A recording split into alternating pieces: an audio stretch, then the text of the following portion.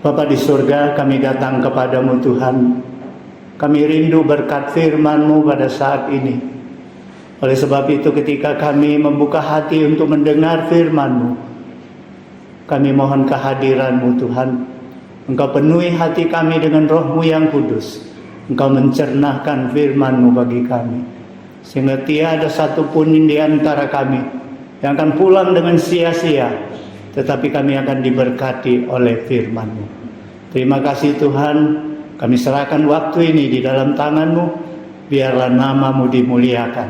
Di dalam Yesus Kristus kami berdoa. Amin. Shalom. Jemaat yang saya kasihi di dalam Yesus Kristus,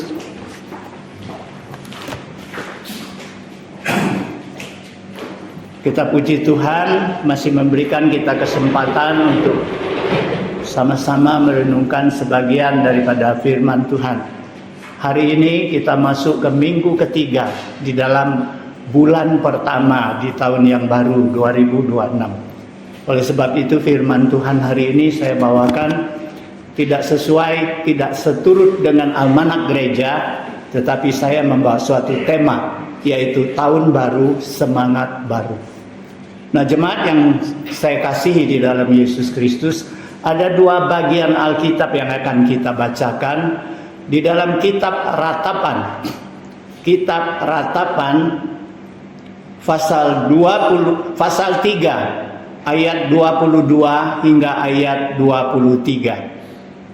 Kemudian nanti kitab Filipi pasal 3 ayat 13 dan 14. Kitab Ratapan pasal 3 ayat 22 hingga 23. Kemudian Filipi pasal 3 ayat 13 dan 14. Karena ayatnya tidak banyak, ya, mari kita membacakannya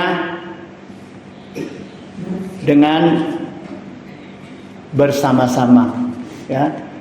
Kitab Ratapan pasal 3 ayat 22 sampai 23. Kita mulai. Tak berkesudahan kasih setia Tuhan, tak habis-habisnya rahmat-Nya.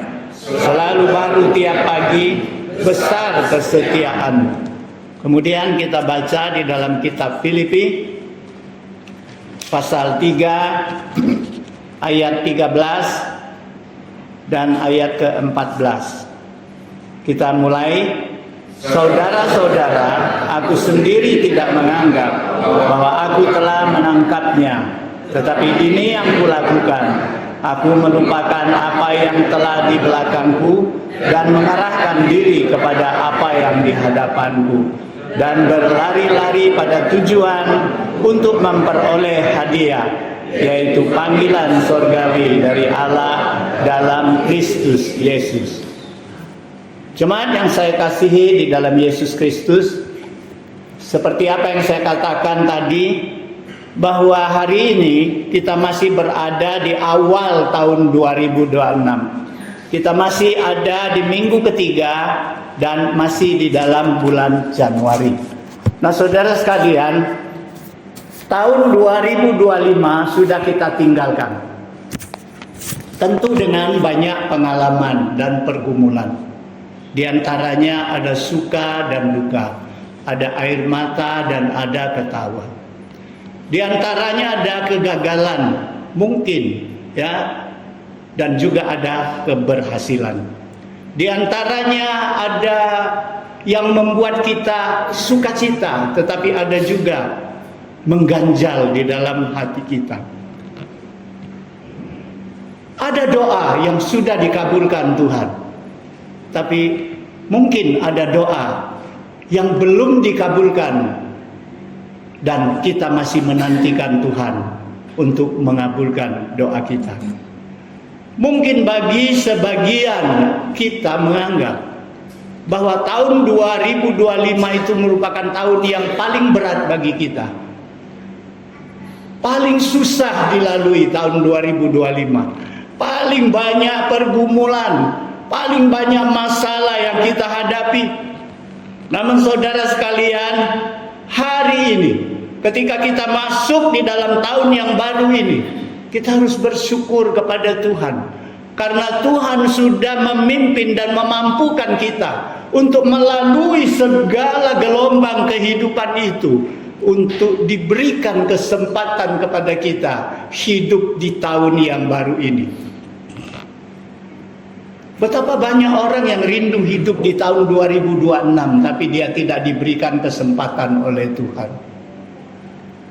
Baru akhir tahun tanggal 26 bulan Desember tahun 2025, besan kami, papanya Edi, dipanggil oleh Tuhan. Lalu saya pikir waktu saya siapkan khotbah ini, tanggal 26 Desember sampai tanggal 1 Januari 26, enggak sampai 1 minggu, 6 hari lagi. Kalau Tuhan beri dia hidup 6 hari lagi, dia sudah masuk tahun 2006. Tetapi Tuhan tidak berikan kesempatan kepadanya. Tuhan panggil dia pada tahun 2025. Jadi saudara sekalian, kalau hari ini kita masih hidup di tahun yang baru ini, kita harus tahu bahwa ini adalah rahmat Tuhan. Oleh sebab itu tahun baru hendaklah menjadi tahun rahmat Tuhan bagi kita, tahun anugerah bagi Tuhan, bagi kita daripada Tuhan. Oleh sebab itu kita patut bersyukur kepada Tuhan atas bimbingannya yang telah memimpin kita, yang telah melewati tahun dan pergumulan tahun 2025 dan masuk dan berikan kesempatan kita masuk ke tahun yang baru ini. Kita harus bersyukur seperti apa yang dikatakan oleh Yeremia di dalam kitab Ratapannya, bahwa tidak berkesudahan kasih setia Tuhan, tidak habis-habisnya rahmatnya, selalu baru tiap pagi, besar kesetiaannya. Saudara sekalian, ketika saya baca ayat Alkitab ini, saya timbul pertanyaan di dalam benak saya. Kenapa sih ayat yang mensyukuri rahmat Tuhan, ayat yang menjelaskan kasih setia Tuhan, justru Yeremia tulis di dalam kitab Ratapannya? Kita tahu ratapan itu tangisan. Ratapan itu lebih daripada tangisan. Kita sering ya, kalau di dalam situasi duka cita ada yang meninggal, kita kunjungi, kita sering melihat orang menangis, tapi jarang kita mendengar orang sampai meratap. Saudara sekalian, kenapa ayat yang menulis kasih setia Tuhan, rahmat Tuhan, justru ditulis di dalam kitab tangisan yang begitu berat oleh Yeremia? Ternyata saudara sekalian, ketika Yeremia membuat ayat ini, menulis ayat ini, keadaan bangsa Israel bukan dalam keadaan baik-baik saja. Saudara sekalian, pada saat itu mereka masih dalam pembuangan. Saudara sekalian, mereka sangat menderita. Tembok kota mereka diruntuhkan, bait Allah di Yerusalem itu di bumi hanguskan, rumah-rumah mereka dihancurkan, raja mereka ditawan dibawa ke Babel, sebagian rakyat dibunuh oleh orang-orang, kemudian sebagian lagi dibuang ke Babel, sebagian yang masih tinggal sisa hidup, mereka hidup di dalam kemiskinan dan ketakutan. Saudara sekalian, kenapa pada saat itu Yeremia menuliskan ayat ini? Kenapa pada saat itu Yeremia masih menuliskan bahwa rahmat Tuhan itu setiap hari baru, kasih setia Tuhan tidak berkesudahan? Saudara sekalian, kita tahu bahwa bangsa Israel karena ketegarannya, karena dosa mereka, karena mereka melawan Tuhan, sehingga Tuhan menghukum mereka di dalam pembuangan. Mereka rasakan dulu tangan Tuhan. Tetapi Yeremia mau katakan, sekalipun dalam hukuman, dalam penderitaan, kasih Tuhan tetap menyertai mereka. Rahmat Tuhan tidak pernah tinggalkan mereka. Tuhan tetap memberikan janji pemulihan bagi mereka. Kita lihat 7 tahun kurang lebih sesudah itu, Yerusalem dipulihkan. Bangsa Israel diizinkan pulang ke Yerusalem. Mereka diizinkan kembali membangun bait Allah di Yerusalem. Nah, saudara sekalian, tahun baru hendaklah menjadi tahun rahmat baru. Saudara sekalian, setiap tahun baru kita tetap punya harapan baru. Kita mengharapkan tahun 2026 lebih bagus dari tahun 2025. Baik di segi kesehatan. Kalau kita ada penyakit yang belum disembuhkan, kita harap di tahun yang baru ini sembuh tuntas. Kalau kita gagal di dalam usaha, kita harap tahun baru ini kita bisa berhasil. Pokoknya di dalam harta, di dalam pekerjaan, di dalam usaha, di dalam hidup keluarga, di dalam hidup bergereja bahkan, kita harap tahun 2026 ini lebih bagus daripada tahun 2025. Itu harapan kita. Jangan tahunnya ganti baru, tapi hidup kita tetap seperti lama. Kita berharap lebih baik. Nah, saudara sekalian, ada seorang bapak. Kebiasaan bapak ini kalau tahun baru, tanggal 1 Januari, pasti dia ganti kalender di dindingnya. Kalender yang lama diturunkan, ganti dengan kalender yang baru. Oh, rupanya kebiasaan bapak ini diperhatikan oleh seorang anaknya yang masih remaja. Anak ini rajin ke gereja. Tiap tahun baru dia lihat papanya ganti kalender. Dan satu hari ketika dilihat papanya ganti kalender pada tahun baru, dia beranikan diri, dia berkata kepada papanya, Papa setiap tahun ganti kalender. Kalender jadi baru. Kenapa Papa masih suka marah seperti dulu, nggak berubah-berubah? Kenapa Papa seperti dulu suka mabuk-mabukan dan pulang larut malam? Kenapa Papa tidak berubah dan rajin ke gereja, Pak? Saudara sekalian, papanya tersinggung. Tersinggung dia. Dia ngomong dengan anaknya, kau anak kecil jangan campur urusan orang tua. Tapi perkataan anaknya itu berkesan di dalam hatinya. Dia tahu ada suatu kerinduan di dalam hati anaknya, bahwa jangan tahun baru itu jadi baru, tanggalan jadi baru, tapi karakter hidup papanya tidak diperbaharui. Dia rindu kalau tahun itu ganti baru, perubahan karakter itu juga harus dirubah jadi baru.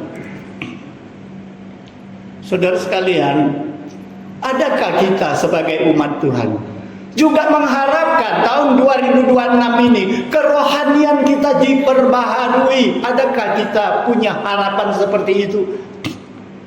Ibadah kita jadi lebih rajin, doa kita jadi lebih sering dan tekun, pelayanan kita lebih giat, lebih ngotot. Baca firman Tuhan kita lebih rindu dan lebih rindu menyelidiki firman Tuhan, tahu rahasia tentang Tuhan. Adakah kerinduan seperti itu? Tahun 2026 hidup kerohanianku lebih baik daripada tahun 2025. Itu harus, saudara sekalian. Itu adalah harus. Jangan cuma pikir kalau 2026 aku lebih kaya, lebih sehat, lebih lancar, tetapi hidup kerohanian lebih baik dari tahun yang lalu. Saudara sekalian, kita tahu ya, kalau ular itu makin tahun makin membesar karena dia hidup. Setiap ular kalau mau besar dia harus ganti kulit. Ya, saya selidiki, saya baca ini datanya.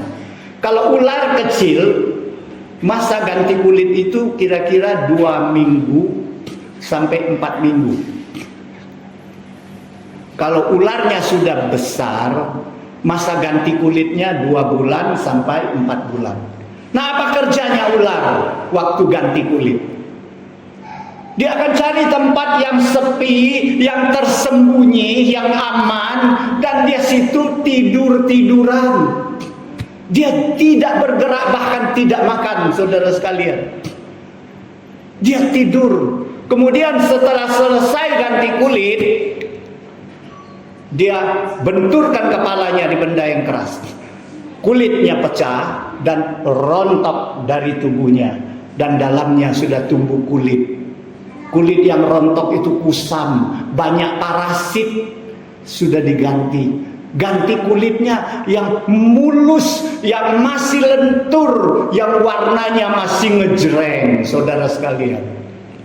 Tapi seberapa kali ular itu ganti kulit, karakternya tetap ular, saudara sekalian. Inilah namanya tahun baru, tapi karakternya tetap lama.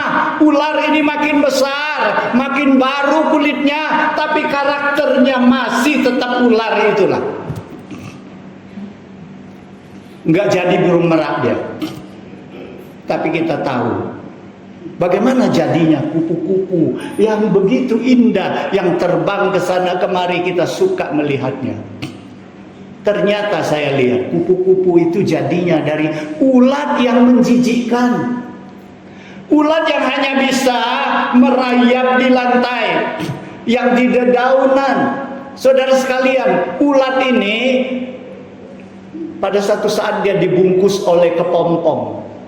Berapa lama? Ada yang seminggu sampai 10 hari, ada yang sampai bulanan melihat jenis daripada kupu-kupu itu. Nah, saudara sekalian, apa kerjanya selama 1 minggu ke 2 minggu itu? Ulat itu bukan tidur, saudara sekalian. Dia ada proses pertumbuhan di dalam kepompong. Dia harus bagaimana merombak dirinya, menumbuhkan sayap. Saudara sekalian, ketika dia keluar dari kepompong, dia bukan ulat yang menjijikkan lagi. Dia sudah jadi kupu-kupu yang bisa terbang di angkasa, yang punya warna-warni yang begitu indah. Saudara sekalian, inilah perubahan. Perubahan butuh suatu usaha dan kerja. Oleh sebab itu, saudara sekalian, tahun baru, semangat baru harus ada. Tanpa semangat baru, kita tidak akan melangkah dengan tegak. Tanpa semangat baru, kita akan langkahnya ragu-ragu. Saudara sekalian, tetapi apakah hanya modal semangat baru? Enggak. Kalau modal semangat baru enggak cukup. Harus dibarengi dengan sikap yang baru. Nah, saudara sekalian, sikap apa yang harus ada? Ketika kita masuk tahun baru, kita harus ada semangat baru, didukung dengan sikap yang baru. Sikap apa? Itu yang Paulus tulis di dalam Filipi tadi. Bagian pertama Paulus mengatakan apa? Aku melupakan apa yang di belakangku. Saudara sekalian, Paulus ingin mengatakan, lupakan masa lalumu, masa lalu yang membuat engkau sakit hati, masa lalu yang membuat engkau gagal, masa lalu yang membuat engkau lemah iman. Tinggalkan masa lalu. Saudara sekalian, apa yang harus kita tinggalkan? Sepanjang tahun 365 hari, pasti hati kita pernah disakiti. Ya, suami mungkin pernah disakiti istri, sebaliknya. Jemaat gereja mungkin ada yang rasa sakit hati dengan seseorang karena disakiti. Di dalam tetangga, bermasyarakat, pasti kita pernah sakit hati dengan orang. Nah, saudara sekalian, sakit hati ini harus kita tinggalkan. Karena apa? Kalau tidak, sakit hati akan timbul kepahitan. Kemudian kalau kepahitan tidak selesai, akan timbul rasa dendam. Saudara sekalian, kenapa orang bisa dendam? Wah, karena sakit hatinya sudah luar biasa. Saudara sekalian, apa akibat daripada dendam? Damai sejahtera jadi hilang dari hati kita. Makan kita pikir dia, tidur masih terpikir dia. Ya, nggak pernah ada saat yang nggak pikir dia. pikir kapan aku bisa balas dia. Saudara sekalian, kita sedang senang-senang berpesta-pesta, tiba-tiba orang yang menyakiti kita lewat, hilang sukacitanya. Saudara sekalian, sakit hati, rasa dendam, kepahitan, kata Paulus, aku lupakan yang di belakangku. Bukan hanya lupa, tinggalkan saudara sekalian. Dengan cara apa kita tinggalkan?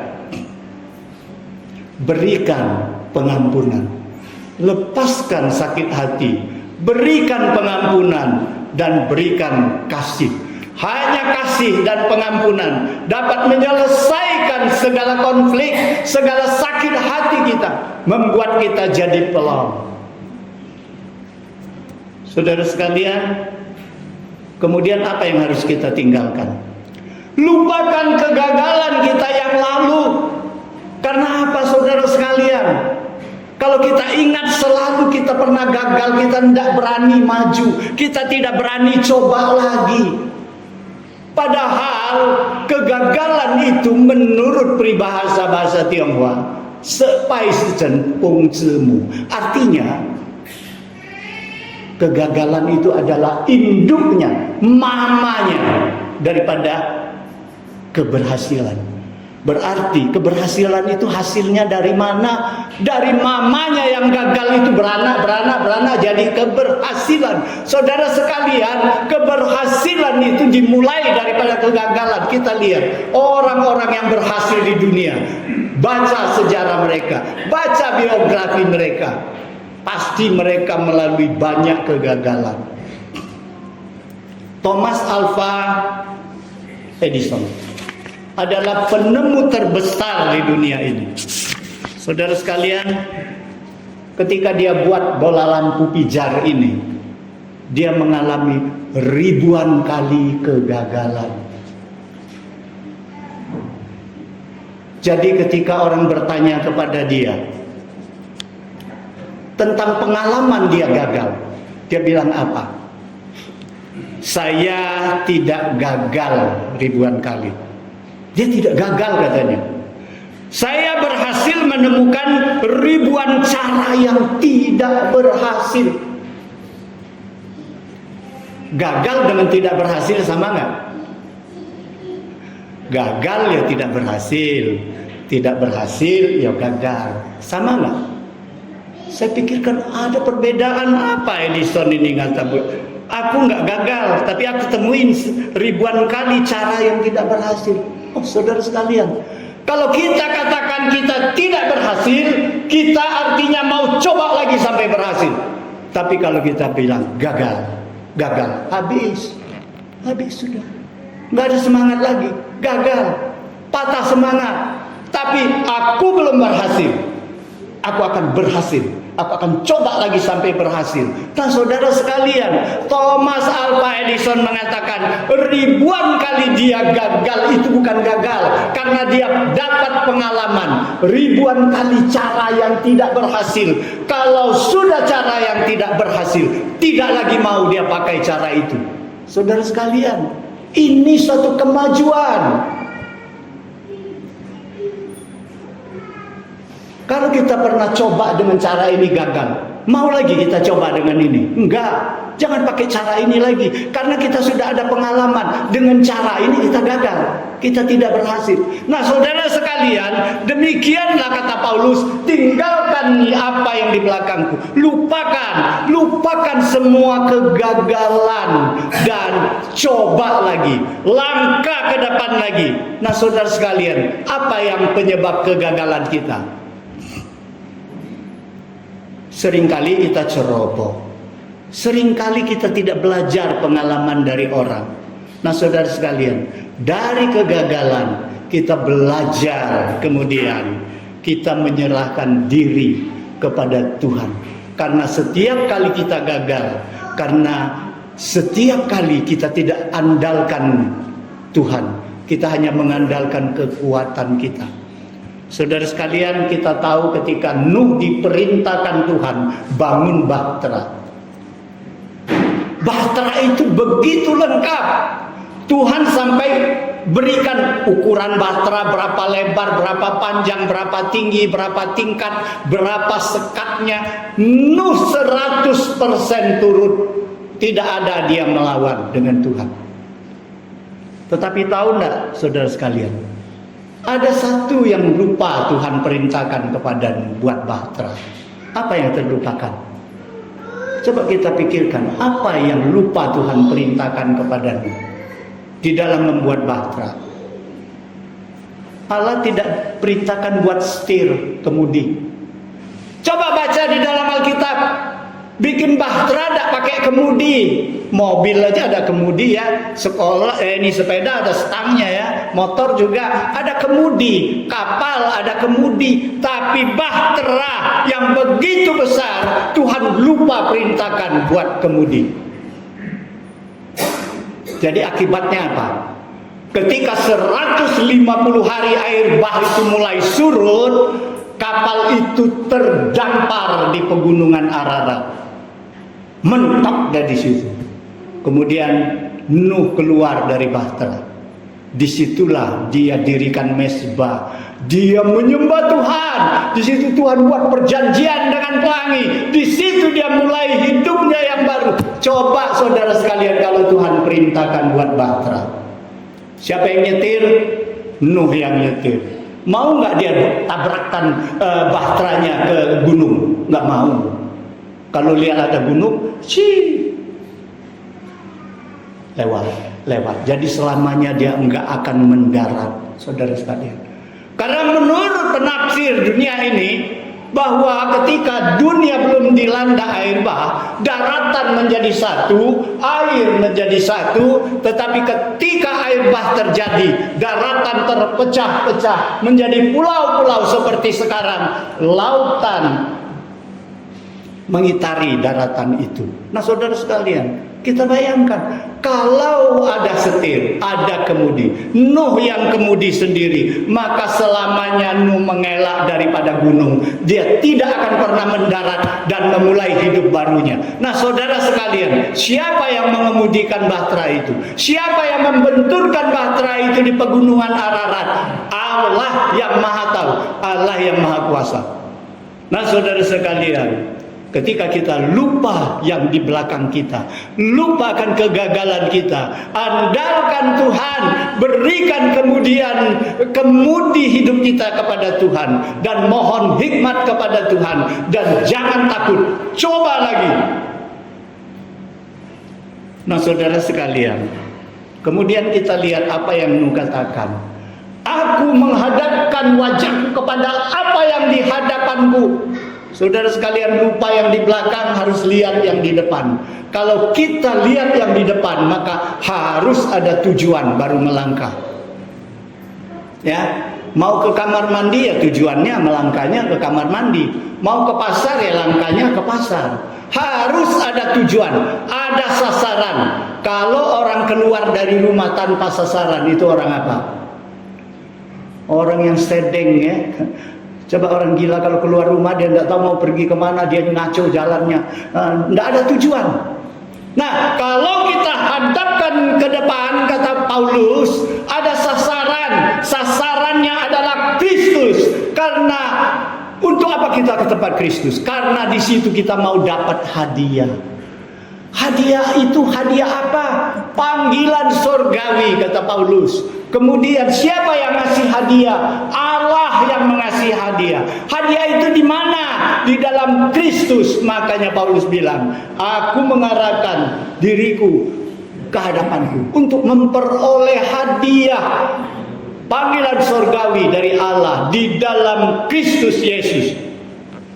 Saudara sekalian, kenapa kita harus mulai tahun 2026 dengan arah kita tertuju kepada Kristus, tertuju kepada Tuhan? Karena Tuhan adalah sumber segala berkat. Tuhan pencipta langit dan bumi dan segala isinya. Tuhan merupakan sumber berkat baik di surgawi maupun di duniawi. Nah saudara sekalian, itu tidak heran Yesus kenapa menasihatkan murid-muridnya dan orang banyak. Jangan khawatir besok kamu makan apa. Jangan khawatir besok kamu pakai apa. Burung tidak bekerja pun dipelihara Tuhan. Tapi Tuhan ngomong apa? Yesus ngomong, aku tahu kamu butuh itu. Aku tahu kamu juga butuh itu karena kamu ada di dunia. Tapi Yesus katakan apa? Carilah dulu kerajaan Allah dan kebenarannya, maka sekaliannya yang lain itu akan ditambahkan kepadamu. Nah saudara sekalian, hari ini kalau kita habiskan waktu kita hanya mencari hal-hal duniawi yang sementara, maka kita akan kehilangan harta surgawi yang kekal itu. Saudara sekalian, dapatkan Kristus, kita mendapatkan segala berkat. Karena Kristus, Tuhan tahu apa yang kita butuhkan. Yang tidak butuh di kita, Dia tidak berikan. Yang akan mencelakakan kita, sekalipun kita rindu, Dia tidak izinkan. Tuhan tahu apa sebenarnya yang kita butuhkan. Oleh sebab itu, yang pertama, hubungan kita, relasi kita kepada Tuhan, perbaiki. Arah kita harus tepat. Yang kita cari tahun 2026 itu, yang harus kita perbaiki adalah pertama-tama hubungan kita dengan Tuhan diperbaiki. Saudara sekalian, kemudian apa yang harus kita lupakan? Lupakan keberhasilan kita. Dulu aku pernah berhasil. Dulu aku pernah sukses. Dulu terus, sehingga kita sombong. Kita berhenti di tempat. Kita tidak lagi maju ke depan. Saudara sekalian, orang sombong itu musuh daripada Allah. Orang sombong tidak akan berkembang. Saudara sekalian, keberhasilan jangan kita ingat selalu merupakan suatu kebanggaan bahwa aku hebat. Yesus katakan, apa gunanya kau dapatkan seluruh dunia tetapi kau hilang nyawamu. Yesus katakan kepada orang kaya yang bodoh itu, apa yang kau siapkan untuk siapa? Saudara sekalian, kita lupakan. Nah sekarang Paulus bilang apa? Lupakan yang lama, hadapkan mukamu ke depan, kemudian berlari-lari menuju sasaran. Saudara sekalian, jalan iman kita, hidup kerohanian kita bukan jalan santai, bukan jalan di tempat. Kita harus berlari, karena Paulus bilang hidup kita, hidup kerohanian ini seperti kita di dalam pacuan perlombaan lari. Siapa yang datang dulu dia dapat hadiah. Siapa yang sampai di tujuan dia dapat hadiah. Saudara sekalian, pernah nggak kita lihat orang sambil lari bawa ransel? Nggak pernah. Kalau orang mau menang di dalam lomba lari, dia harus lepaskan semua bebannya. Coba kita lihat sekarang di perlombaan internasional, atlet-atletnya, aduh hampir nggak pakai pakaian kan? Nggak perempuan, nggak laki-laki. Pakai seminim mungkin. Karena apa? Nggak mau ada beban. Supaya ringan. Supaya bisa menang dalam perlombaan. Nah saudara sekalian, apa yang harus kita tinggalkan? Beban apa? Nah Paulus berkata, tanggalkanlah semua beban dan dosa yang begitu merintangimu. Dan berlombalah begitu tekun dalam perlombaan yang diwajibkan bagi kita. Nah saudara sekalian, beban dosa seringkali merupakan hambatan berkat Tuhan bagi kita. Oleh sebab itu dalam perjanjian lama mengatakan demikian. Bukan tangan Tuhan kurang panjang untuk menolongmu. Bukan telinga Tuhan tuli gak mendengar seru doamu. Itu karena dosamu. Saudara sekalian, oleh sebab itu dosa, beban dosa harus kita tanggalkan untuk datang kepada Tuhan. Jadi saudara sekalian, kesimpulannya adalah di dalam tahun baru ini kita harus memperbaiki hubungan kita dengan Tuhan. Ini yang pertama. Dengan semangat yang baru, kita juga setelah menerima berkat Tuhan, kita harus menyalurkan berkat itu kepada sesama. Artinya, memperbaiki relasi kita dengan sesama. Mulai dari keluarga kita. mulai dari tetangga dan masyarakat kita. Dan jangan lupa di gereja kita. Saya bayangkan betapa indahnya kalau semua saudara-saudara seiman kita rukun di dalam Tuhan. Relasi kita baik, nggak ada masalah, nggak ada hal-hal yang buat kita pusing, buat kita sakit kepala mikirkan. Nah, saudara sekalian, hubungan dengan Tuhan perbaiki, relasi dengan manusia diperbaiki. Lalu saudara sekalian, kita ini seringkali suka yang instan. Ya, karena apa? Yang instan itu mudah dan cepat. Contohnya, siapa yang tidak suka mie instan? Suka lah. Kami ke luar negeri, ke Jakarta, nggak lupa bawa pop mie, bawa super mie. Karena apa? Masaknya mudah, nggak perlu repot-repot, nggak perlu dapur yang besar. Nah, sudah sekalian. Tapi tahu dah, ada gak orang buka pop mie langsung makan mentah-mentah? Mau nggak? Enggak. Super mie dibuka makan mentah-mentah? Enggak. Perlu proses, saudara sekalian. Seinstan apa? Perlu proses. Kita harus buka. Kita harus buka bumbunya. Kita harus masak air panas. Kita harus tuangkan air panas. Kemudian kita harus tutup. Kita harus tunggu barang 5 menit sampai 10 menit.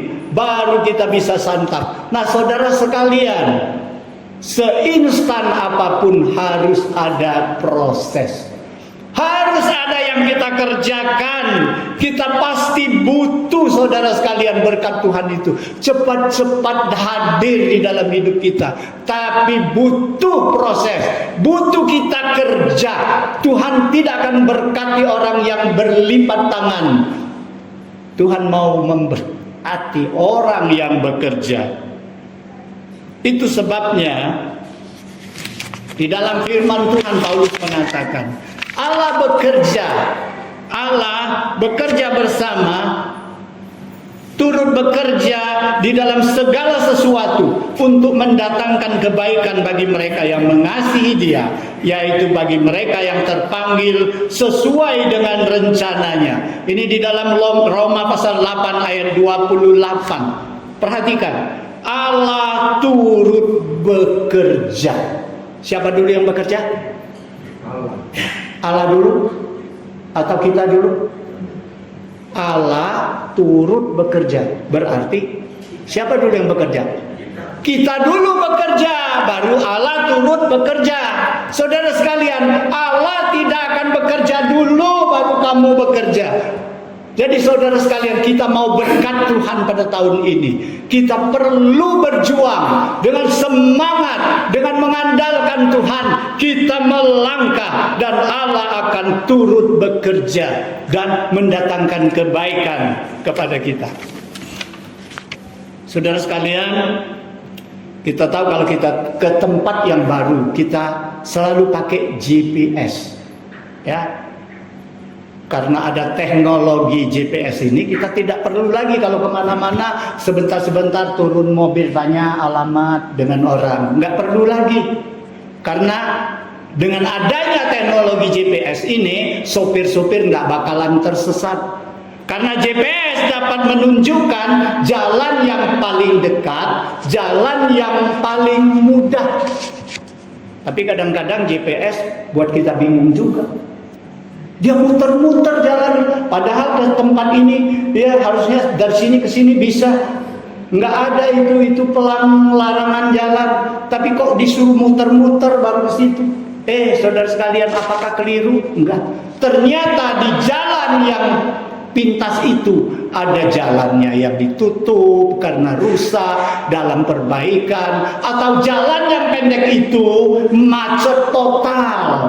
Nah, saudara sekalian, GPS buatan manusia pun bisa memimpin manusia sedemikian rupa. Saudara sekalian, tetapi GPS bisa ngehang nggak? Bisa. Saya dengar ya GPS kadang ngehang juga. Turun GPS ternyata tersesat juga, jalan buntu juga. Nah, saudara sekalian, di dalam menghadapi tahun yang baru. Tidak ada satupun di antara kita tahu jalan depan kita akan kita hadapi apa. Ada tantangan apa? Ada kesulitan apa? Ada berkat apa? Ada kecelakaan apa? Kita tidak tahu, saudara sekalian. Tetapi GPS ilahi, Allah itu adalah GPS ilahi. GPS ilahi tidak pernah mengeheng, karena Allah Maha tahu. Dia akan memimpin kita ke jalan yang paling mudah, paling mudah kita tempuh, dan paling aman ditempuh. Sekalipun kadang-kadang jalan itu memutar buat kita heran. Kenapa Tuhan begitu lama diputar-putar? Tapi ingatlah, kalau kita patuhi petunjuk Allah, maka akhirnya kita akan aman tiba di tempat. Kita akan rasakan berkat Tuhan yang melimpah di dalam hidup kita. Jadi saudara sekalian, firman Tuhan hari ini mengajak kita semua. Yang pertama, perbaiki hubungan dengan Allah karena Dia sumber berkat. Kedua, perbaiki hubungan kita dengan sesama dan jadikan diri kita jadi berkat. Kemudian kita berjalan bersama-sama Tuhan di tahun yang baru yang kita tidak tahu ke depan ada apa. Jalan bersama Tuhan itu jalan yang paling aman, karena Tuhan menyertai kita. Mari kita berdoa. Bapa di surga, kami mau bersyukur kepadamu Tuhan untuk firman-Mu. Kami mohon Tuhan Engkau tetap bekerja sekalipun firman-Mu sudah berhenti, sehingga kami semua anak-anak-Mu di gereja ini dapat melakukan kehendak-Mu di tahun yang baru ini. Kami perbaiki hubungan kami dengan Tuhan. Kami rajin beribadah, kami rajin berdoa membaca firman Tuhan, kami rajin terjun di dalam pelayanan, kami juga menjadi berkat bagi sesama. Tuhan sertai kami ketika kami melangkah di tahun yang baru ini. Engkau tidak tinggalkan kami. Kami beserta dengan Tuhan, kami akan tiba di tujuan dengan selamat. Terima kasih Tuhan, di dalam Yesus Kristus kami berdoa. Amin.